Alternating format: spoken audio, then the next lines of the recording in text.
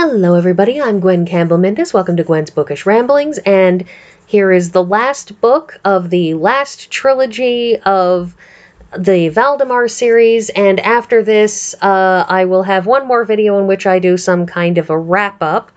You may notice that I didn't do a wrap-up for the Cat Who books, and that's mostly because the Cat Who books are kind of very individualized and limited, and they don't really lend themselves well to any sort of proper wrap-up, but I'm going to do a wrap-up on this. Anyways, so in this book, we were introduced to Keisha Alder in the last one. She's a healer and the blonde girl one assumes on the cover here, and of course the whole series is Darian's Tale, and was initially known as Darian's Tale, even though by the release of this book they were calling it the Owl Trilogy, so I don't even know. Anyways, so at the start of this book, we're picking up with Darian. This Valdemar veil that was set up in the last book has now been established for a year or two. Darian is now probably about 20. So, you know, it's been years since the first book. And he's in a relationship with Keisha. And this book opens with the news that a herald-mage is going to be setting up permanent shop down there. We find out in a chapter or two that it's because Queen Selene wanted to have somebody there in this place where you're having the teledras, where you're having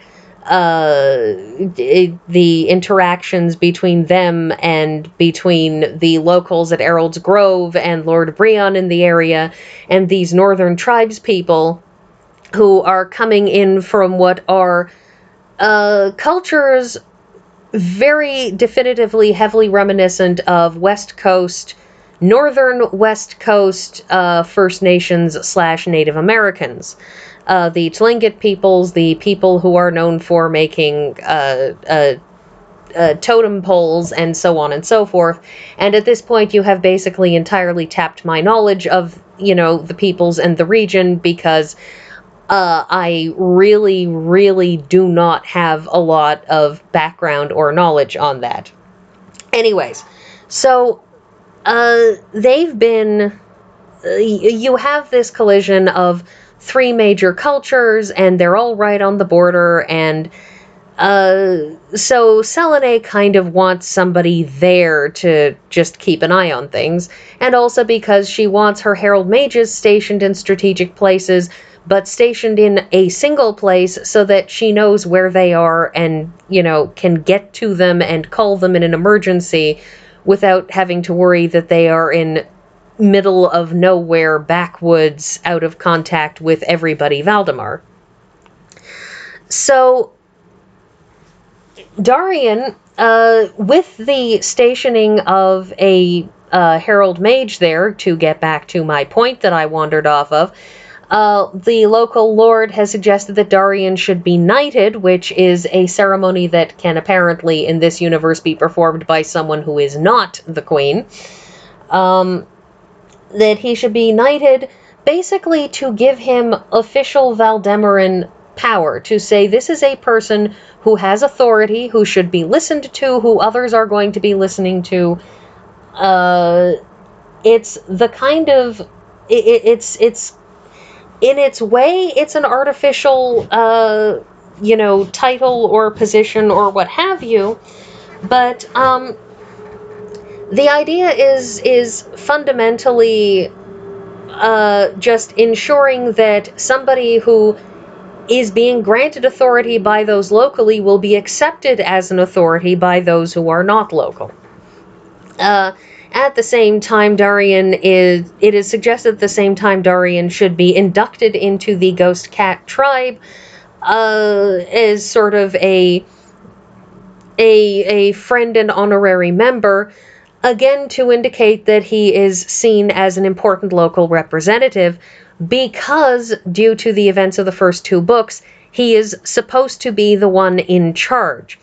He's young enough now and surrounded by elders with more experience than he has at the moment, so he isn't in charge, but he's slated to be, and so part of what they're doing is making sure that he will have that power and that regard by others at the time that he does have to take charge.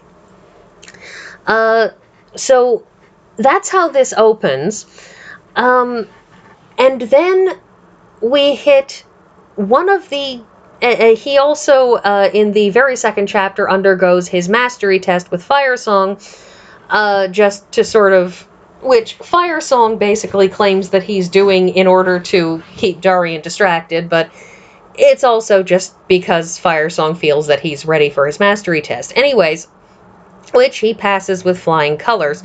So he is now a master mage. Now, here's the thing. It's very early on in this book that we get one of the two major... because there are basically two major issues running through this book. The first is that Darian basically winds up going on a quest to find his parents. His parents, after we know from the first book, vanished. Nobody knew what happened. They just went out trapping one day and never came back. And Darian was, in practical terms, orphaned and was sent with much resentment to stay with the town's journeyman mage, and wound up being taken in by the Hawk brothers due to various events. But he didn't know what happened to his parents, just that they never came back. And so it's a thing that has stayed with him because, of course, he loved his parents dearly, and he doesn't know what happened. So he has this gaping hole of not knowing what happened to them. It's not haunted by grief. It's haunted by, I don't even know if they're dead or alive. He has no closure. And so, after a whole series of, ceremonies and preps and in welcoming of heralds back and all kinds of other stuff, Darian decides that he's going to see if there are any traces of his parents. So he goes, he finds that his father's foot was cut off, and they cast a spell, and the spell indicates that if the bones in this foot were still attached to the person, then it would still be a functioning foot. In effect, that it's clear that his father is alive and well.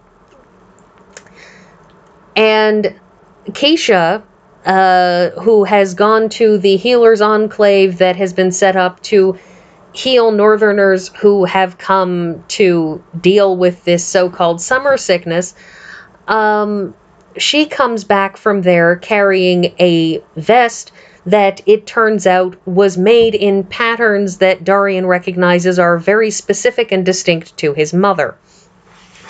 And so they set out to, along with a vision sent to them by the guardian totem spirit of the Raven clan, along with the local Ghost Cat clan, which Darian has been provisionally honorarily inducted into.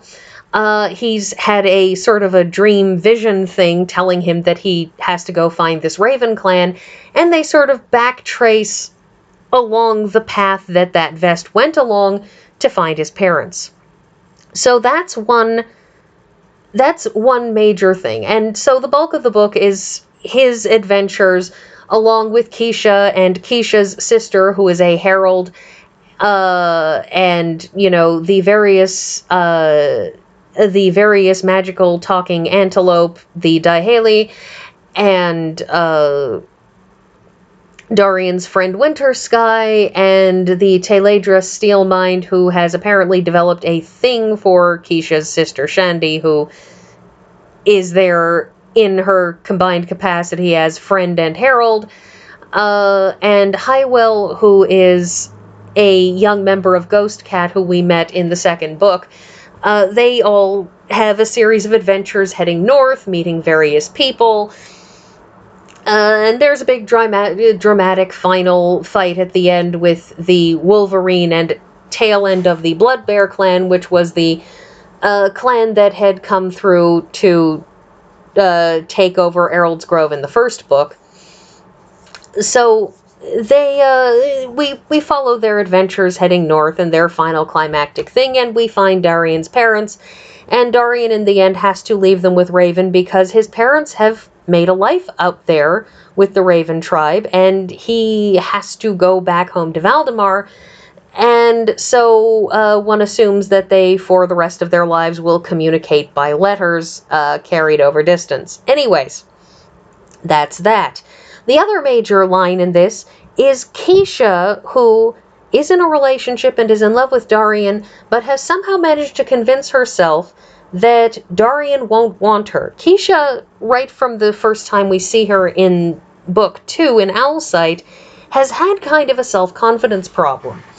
A belief that she, even though she looks almost the same as her sister, isn't as pretty as her sister. A belief that she doesn't do as well with people, a feeling that she isn't worth it enough, and it comes back with a vengeance in this book because she has somehow convinced herself that she has to be a proper traditional wife to Darian. That is, somebody who is willing to follow her husband everywhere, to sit at home and take care of the kids and keep the house and so on and so forth.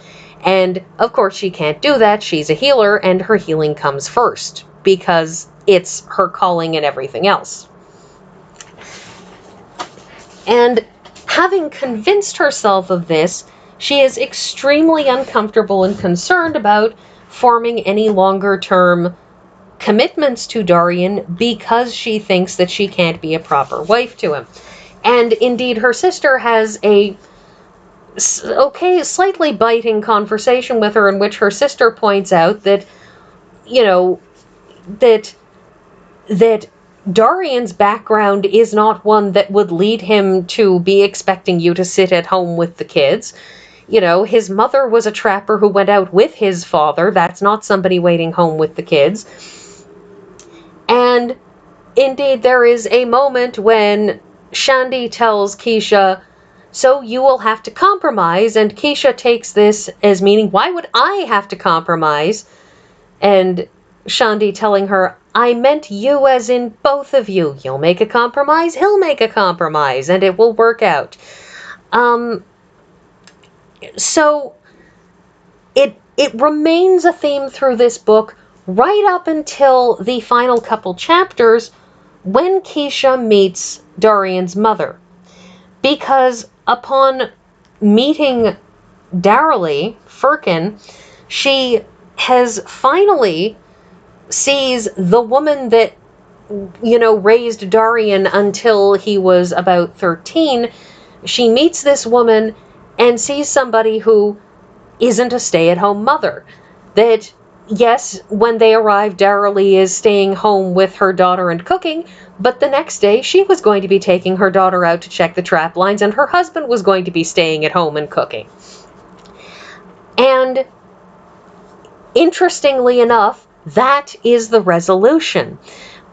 It's actually a very, very unusual resolution in the way that, under normal circumstances, it's one of those. It's a slightly interesting thing because most of the time, you get the trope of the daughter-in-law and mother-in-law who can't get along with each other, and, who can't really support each other. And in this case, based on everything that we see of Keisha's mother, who thinks that Keisha should be finding herself a nice boy, settling down, having some kids, and taking care of her husband, instead, it's Darian's mother who thinks that Keisha is great and shouldn't change a bit for her son. And it makes a very interesting counterpoint to Darian's fixation through the bulk of the book on finding his parents, although there is, of course, a very big line of dealing with the Wolverine clan, which are trying to, take over everybody and stuff like that. But I'm actually basically out of time, and honestly, it kind of felt like an excuse to make the rest of the stuff happen in it. Anyways, that's everything I have to say about this book, so I'll see you with the wrap-up next week.